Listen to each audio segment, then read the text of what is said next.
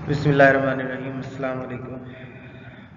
BCom part 1 economics में हम monetary और फिस्कल पॉलिसी को डिस्कस कर रहे हैं। इसके अंदर आज हमारा लेक्चर 3 है, ठीक है। अच्छा, मॉनेटरी पॉलिसी को डिस्कस करने के लिए पहले इंटरेस्ट रेट को डिस्कस कर लेते हैं, क्योंकि मॉनेटरी पॉलिसी बहुत ज़्यादा इंटरेस्ट रेट पे डिपेंड करती है। अच्छा, इंटरेस्ट रेट क्या होता है? Interest rate is amount charge to the lender to a borrower on the principal borrow. Interest rate are express in a percentage और principal are typically record in the annual basis. ये क्या कह रहे हैं कि भाई इंटरेस्ट रेट क्या होता है? जो उधार देने वाला उधार लेने वाले से चार्ज करता है, ठीक है।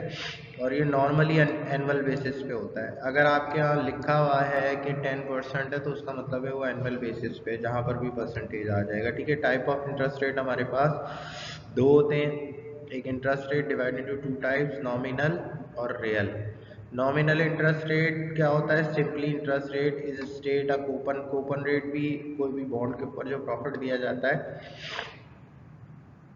उसको कूपन रेट कहते हैं। State in an interest rate for example, interest rate on the loan on 10%, the borrower will pay 10 rupees for every 100 rupees, ठीक है। अगर 10% है तो जो भी, अगर उसने 100 रुपये उधार लिए तो उसको एक्स्ट्रा जो देना पड़ेगा वो 10 रुपये देना पड़ेगा, जो 10% बनता है। रियल इंटरेस्ट रेट क्या होता है? The real interest rate is that inflation adjusted. Inflation जिसमें क्या होता है? एडजस्टेड होता है। और हमें पता है इन्फ्लेशन क्या होता है? इन्फ्लेशन के अंदर प्राइजेज बढ़ जाती है, मनी वैल्यू डाउन हो जाती है, ठीक है। It is so name because the state of real interest rate lender would receive after adjustment of inflation. Inflation के एडजस्ट करने के बाद जो बचता है वो हमारा रियल इंटरेस्ट रेट होता है। फॉर एग्जाम्पल, अगर नॉमिनल इंटरेस्ट रेट 10% है और मुल्क के अंदर 6% इन्फ्लेशन रेट है, मनी की वैल्यू 6% जो है वो डाउन हो गई है, तो रियल इंटरेस्ट रेट कितना हो जाएगा?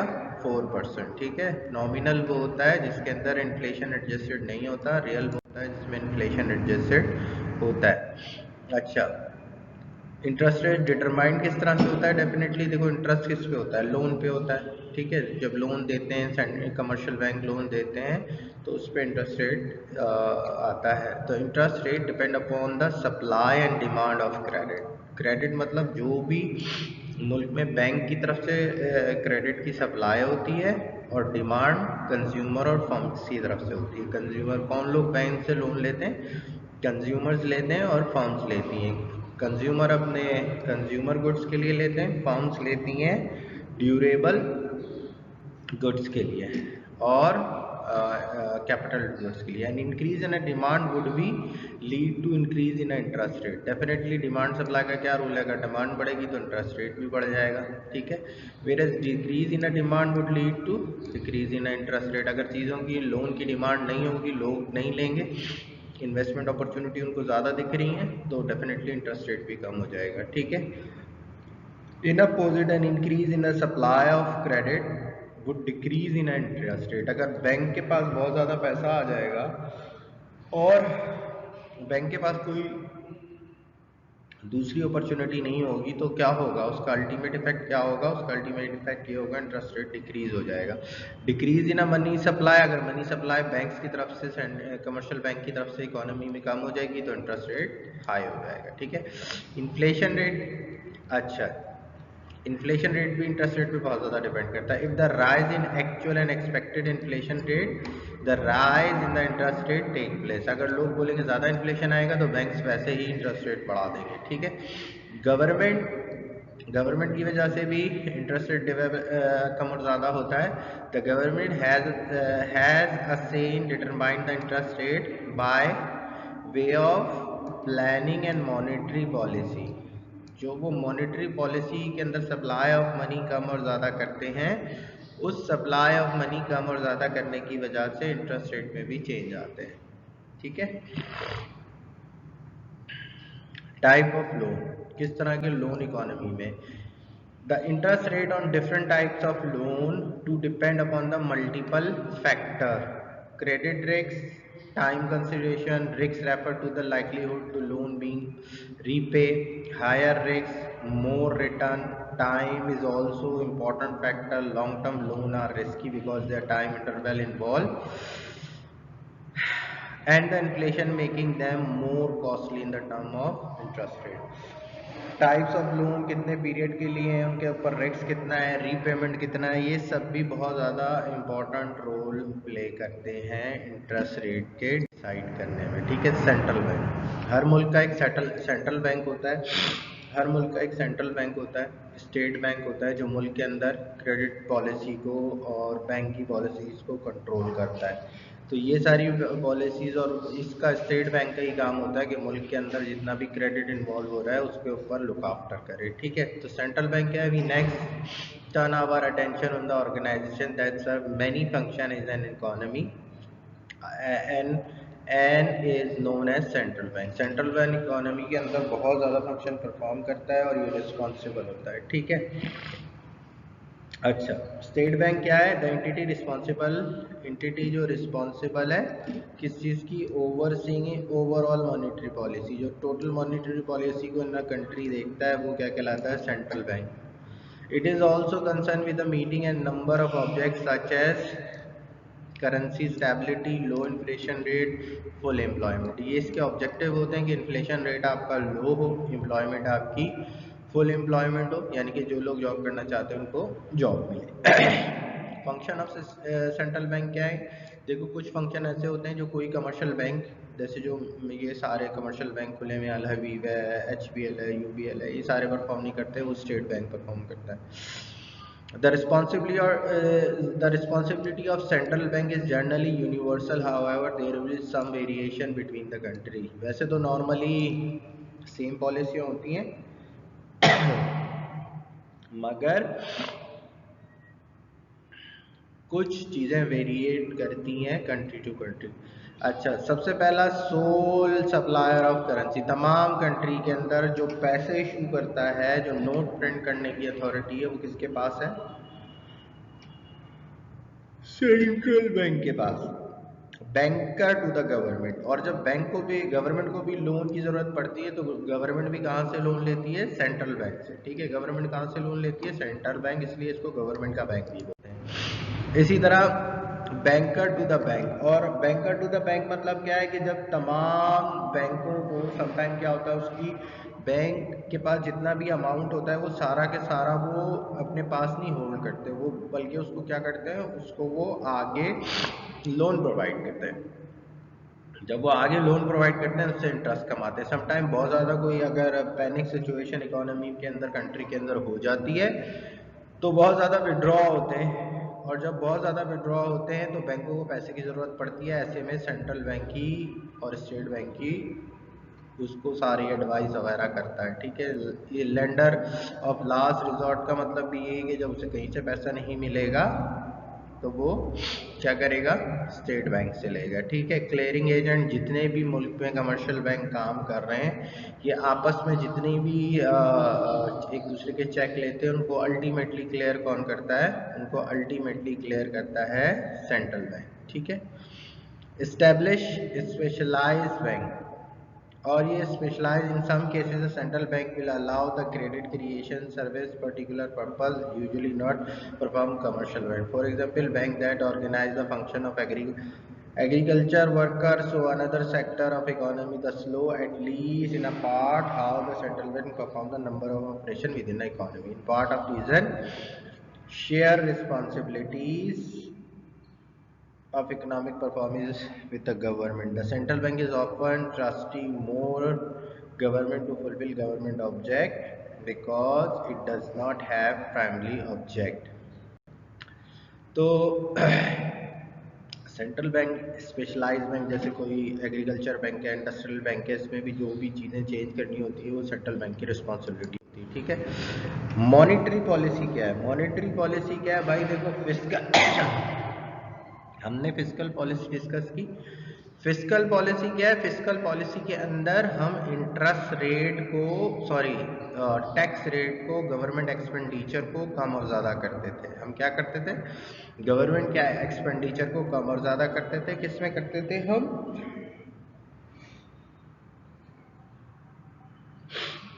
फिस्कल पॉलिसी में। और गवर्नमेंट के पास दूसरा टूल क्या होता है जो इकोनॉमी के अंदर कंट्रोल करने के लिए होता है, वो क्या होता है? Monetary policy. मॉनेटरी पॉलिसी में वो इंटरेस्ट रेट को देखता है। तो अब हम स्लाइड में देखते हैं, as we have seen from the definition the central bank it overseeing an array of function in an economy. It is perform these function in a number of ways, and though the broader definition of monetary policy is, ठीक है, क्या है definition? Using the variety of techniques, using a variety of techniques to influence the use of money and credit within the economy in order to meet certain objects। ठीक है,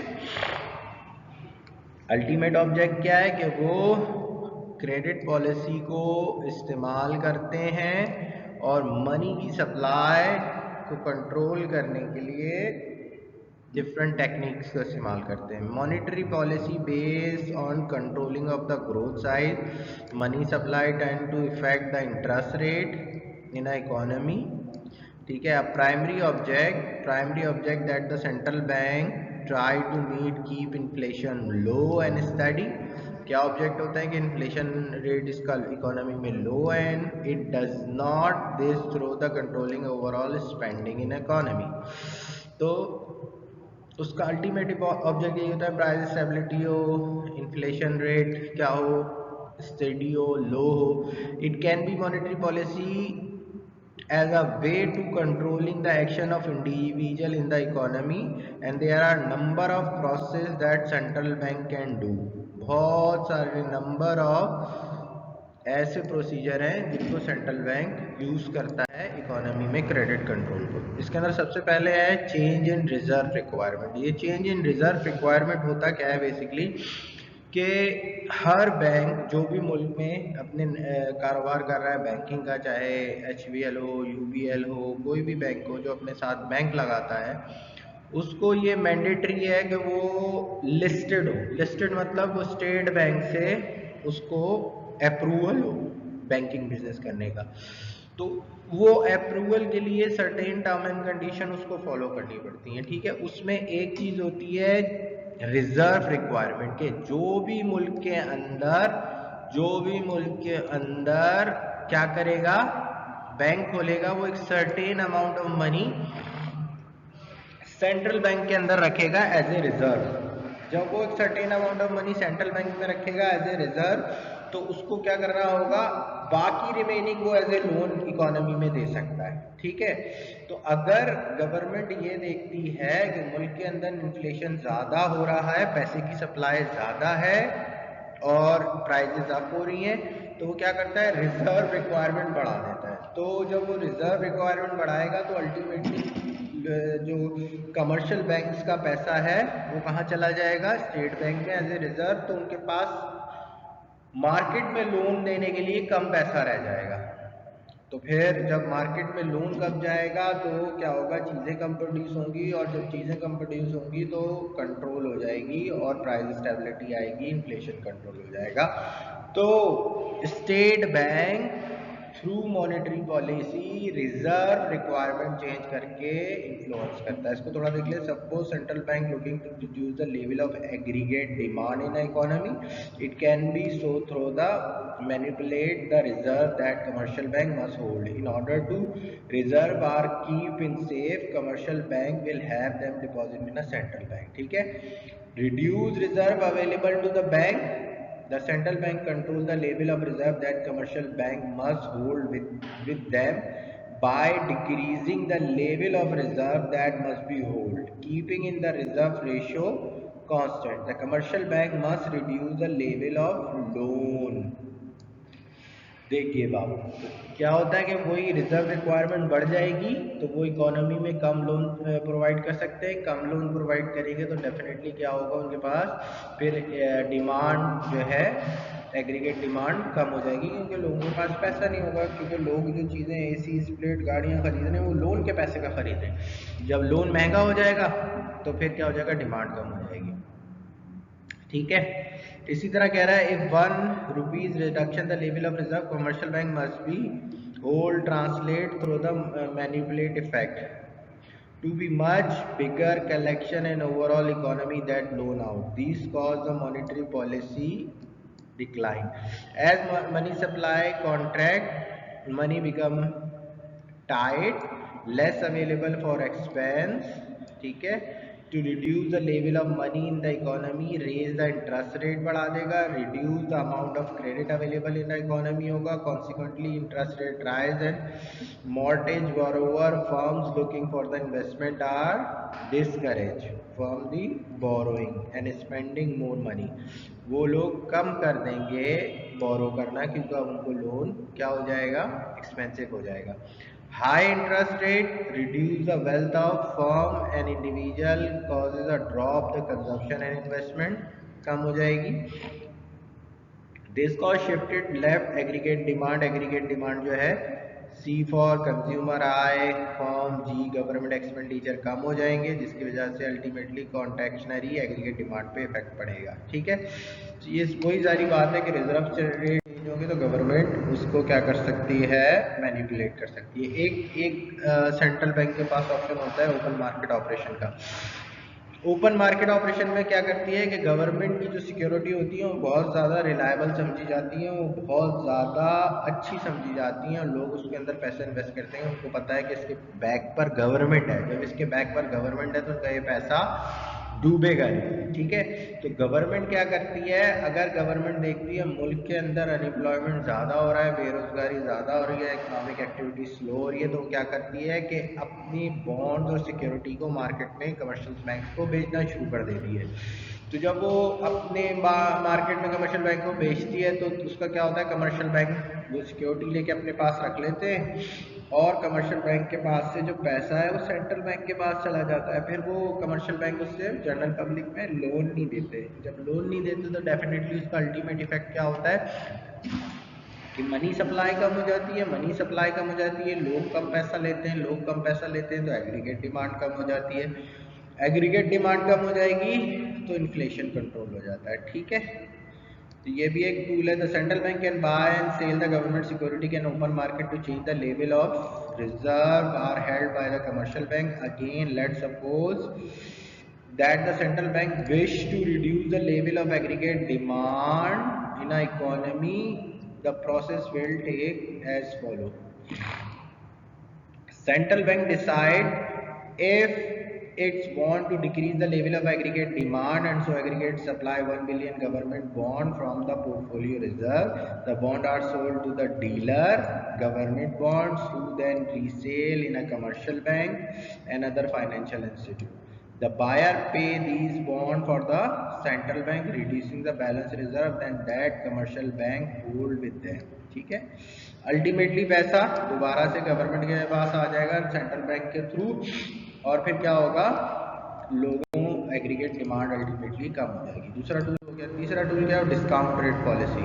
discount rate policy क्या है कि bank interest rate कम, central bank commercial bank के को order करते हैं कि वो इंटरेस्ट रेट को कम और ज़्यादा करें. अगर इंटरेस्ट रेट बढ़ाएंगे डेफिनेटली लोन महंगे हो जाएंगे, लोन महंगे हो जाएंगे, लोग बोरोइंग कम कर देंगे, लोग बोरोइंग कम कर देंगे तो लोग के एक्सपेंडिचर कम हो जाएंगे, फर्म के एक्सपेंडिचर कम हो जाएंगे तो वो लोग कम चीज़ें खरीदेंगे और जब वो लोग कम चीज़ें खरीदेंगे तो एग्रीगेट डिमांड कम हो जाएगी और एग्रीगेट डिमांड कम हो जाएगी तो डेफिनेटली इकोनॉमी स्टेबल हो जाएगी. इकोनॉमी क्या हो जाएगी आपकी, स्टेबल हो जाएगी, प्राइस कंट्रोल हो जाएंगे. Central bank also make the loan to the commercial bank when the bank borrowing the help to increase their total reserve.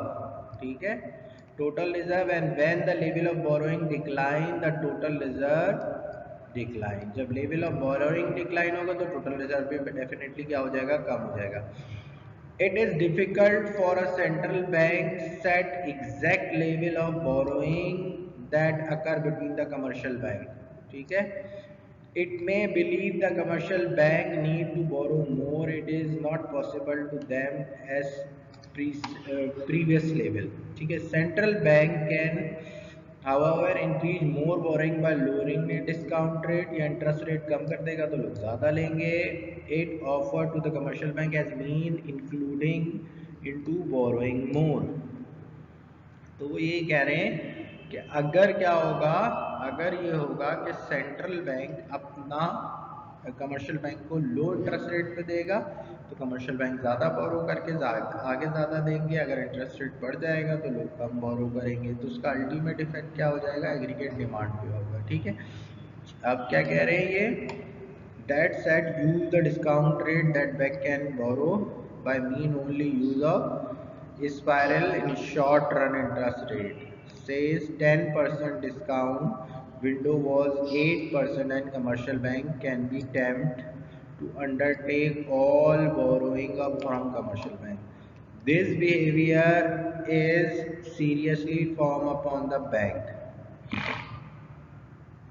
ठीक है, be purely repayment for doing so long. ठीक है, in changing the discount rate central bank can reduce the commercial bank to increase and decrease their level of borrowing and therefore level of reserve it hold. ठीक है, तो interest rate भी अगर commercial bank को order करके वो कम ज़्यादा करता है तो डेफिनेटली लोग उसी की बेसिस पे लोन कम और ज़्यादा लेते हैं। जब लोन कम और ज़्यादा लेते हैं तो उससे इकोनॉमी में क्रेडिट कंट्रोल होता है। मॉरल परसुएशन क्या है कि अगर ये टेक्निक नहीं यूज़ करता तो स्टेट बैंक डिफरेंट प्रोग्राम चलाता है न्यूज़ के ज़रिए कि लोग स्पेंडिंग कम करें और वो उनको परसुएट करता है, मोटिवेट करता है कि ताकि वो कम से कम स्पेंडिंग करें ताकि उनके पास ज़्यादा से ज़्यादा पैसा होल्ड कर सके और मुल्क में इकोनॉमी स्टेबल हो। The central bank can also discourage behaviour from the bank and simply conducting the personal discussion with them and persuading them not to go through the action of merits the wider object of central bank has. This is not a particular easy instrument to measure but is nevertheless important part of the central bank. ठीक है, तो वो moral भी उनको persuade करता है। अच्छा, contractionary monetary policy होती है, जिस तरह से फिस्कल पॉलिसी कॉन्ट्रैक्शनरी और एक्सपेंशनरी होती है, इसी तरह से monetary policy that have observe can be use to either expand और contract the level of output in economy. इसका अल्टीमेट ये होता है गुड्स एंड सर्विसेज इकोनॉमी में कम और ज़्यादा करना थ्रू, अच्छा क्या कह रहा है, through the mechanism that makes the action of central bank and see the effect of real economy. We shall now run through the example of both contractionary and expansionary fiscal policy and how change the macroeconomic equilibrium. ठीक है, the central bank is concerned that the economy might be overheating and therefore decide to reduce the level of aggregate demand in the economy. It does through the increase the base rate, interest rate and set throughout the economy. ठीक है, अगर क्या होगा, contractionary interest policy होगी तो उसके अंदर interest rate बढ़ा देगा। जब इंटरेस्ट रेट बढ़ा देगा तो अगर एग्रीगेट डिमांड, ये शॉर्ट टर्म सप्लाई कर्व है, लॉन्ग रन सप्लाई कर्व ये है, इसके अंदर पहले यहाँ था, मगर जब वो इंटरेस्ट रेट बढ़ा देगा तो एग्रीगेट डिमांड एक्चुअली क्या हो जाएगी, कम हो जाएगी। जब एग्रीगेट डिमांड कम हो जाएगी तो प्राइस लेवल लो हो जाएंगे और आउटपुट भी लो हो जाएगी। तो इसको क्या कहते हैं, contractionary fiscal policy. By increasing the interest rate that bank can borrow from the central bank, commercial bank must reduce the level of reserve that hold in order to cover the high cost of borrowing. They will be either reduce the total amount of loan and they issue increase the cost of borrowing the individual existing loan. या तो वो loan को कम कर देगा या interest rate बढ़ा देगा, दोनों से वही ऑब्जेक्ट अचीव हो जाएगा कि एग्रीगेट डिमांड अल्टीमेटली यहाँ से यहाँ कम हो जाएगी। जब एग्रीगेट डिमांड कम हो जाएगी तो प्राइस लेवल भी क्या हो जाएंगे, प्राइस लेवल भी लो हो जाएंगे। क्लियर है? अच्छा जी, नेक्स्ट स्लाइड में देखते हैं एक्सपेंशनरी, इसका अपोजिट है। Expansionary monetary policy will be used when the central bank wish to stimulate the level of demand within an economy. It is the level of output is low, meaning central bank objects are not being met, then they will look always stimulating aggregate demand through one the combination of monetary policy. अब अगर उस देखता है कि मुल्क के अंदर inflation की वजह से एग्रीगेट डिमांड कम हो गई है और अनएम्प्लॉयमेंट भी हो रही है, तो वो क्या करेगा, कोशिश करेगा कि वो मॉनेटरी पॉलिसी के थ्रू और एक्सपेंशनरी मॉनेटरी पॉलिसी के थ्रू क्या करेगा, एक्सपेंशनरी मॉनेटरी पॉलिसी के थ्रू इंटरेस्ट रेट कम कर देगा। इंटरेस्ट रेट कम कर देगा, लोगों को लोन सस्ते मिलेंगे, लोगों को लोन सस्ते मिलेंगे तो लोग फिर क्या करेंगे, गाड़ी के लिए लोग लेंगे लोन, स्प्लिट के लिए लेंगे, डिफरेंट चीज़ों के लिए लेंगे, और उसका अल्टीमेट इफेक्ट क्या होगा कि एग्रीगेट डिमांड बढ़ जाएगी। ठीक है, जब एग्रीगेट डिमांड बढ़ जाएगी तो वो एक्सपेंशनरी मॉनेटरी पॉलिसी के थ्रू होगी। The central bank is concern that the level of output in economy is low and therefore decide और try to increase the level of aggregate demand. वो क्या करेगा, आउटपुट लो है तो aggregate demand को बढ़ाने की कोशिश करेगा। It does so through the buying government bond in round and open market operation, और वो ओपन मार्केट ऑपरेशन के अंदर बॉन्ड्स की सेलिंग शुरू करेगा। उसका अल्टीमेट इफेक्ट क्या होगा कि एग्रीगेट डिमांड बढ़ जाएगी। Purchasing government bonds from commercial bank, the central bank transfer money to the bank, increase the cash reserve. तो क्या करेगा, ओपन मार्केट ऑपरेशन में सेल करेगा, परचेज करना शुरू कर देगा, तो कमर्शियल बैंक के पास पैसा आ जाएगा। जब कमर्शियल बैंक के पास पैसा आ जाएगा, will look into the loan out the additional reserve, जो भी एडिशनल पैसे आएंगे उससे वो क्या करेगा, इकोनॉमी में सस्ता लोन प्रोवाइड करेगा। जब सस्ता लोन देगा तो वो सेकेंड हैंड क्या हो जाएगा, बैंक जनरेट करेगा, which did not the same, consequently initial increase in a cash reserve, first bank transfer translate the multiple effect across the economy. This increase the level of supply in the economy and bring down the market rate of interest. Consequently, firm and consumer then increase their investment and consumption respectively. The level of aggregate demand increase हो जाएगी। जब लोगों के पास सस्ते loan मिलेंगे तो उसका ultimate effect क्या होगा, उसका अल्टीमेट इफेक्ट ये होगा कि एग्रीगेट डिमांड इंक्रीज हो जाएगी। जब डिमांड इंक्रीज हो जाएगी तो क्या होगा भाई, फिर ये होगा कि लोगों के पास पैसा आ जाएगा और वो चीज़ें खरीदेंगे, फिर एग्रीगेट डिमांड बढ़ेगी, और एग्रीगेट डिमांड बढ़ेगी तो लोगों को एम्प्लॉयमेंट जनरेट होगा, क्योंकि वो तमाम चीज़ें जो लोग खरीद रहे हैं वो कोई ना कोई प्रोड्यूस करेगा। जब वो कोई ना कोई प्रोड्यूस करेगा तो उनको एम्प्लॉयमेंट जनरेट करेगा। ठीक है, तो हमने मॉनेटरी और फिस्कल पॉलिसी डिस्कस की। इंशाल्लाह हम अपने कमिंग लेक्चर में इसका रिमेनिंग पार्ट भी डिस्कस करेंगे, जिसके बाद हमारा सिलेबस ऑलमोस्ट कंप्लीट हो जाएगा। Thank you so much, thank you so much.